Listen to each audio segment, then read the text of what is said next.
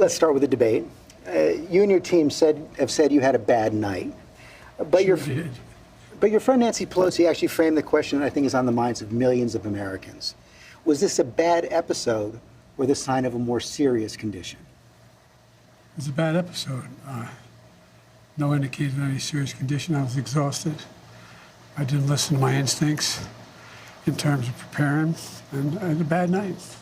You know, you say you were exhausted, and I know you've said that before as well, but you came, and you did have a tough month, but you came home from Europe about 11 or 12 days before the debate, spent 6 days in Camp David. Why wasn't that enough rest time, enough recovery time?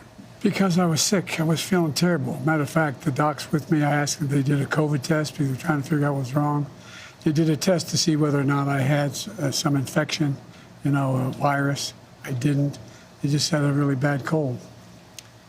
And did you ever watch the debate afterwards? I don't think I did, no.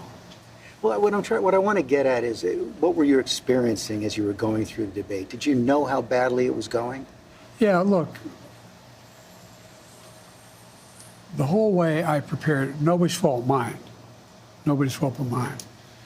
I prepared what I usually would do, sitting down, as I did come back with foreign leaders or the National Security Council, for explicit detail.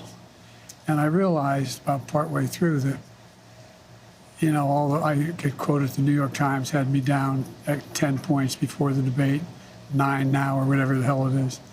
The fact of the matter is that what I looked at is that he also lied 28 times. The way the debate ran, not my fault, no one else's fault.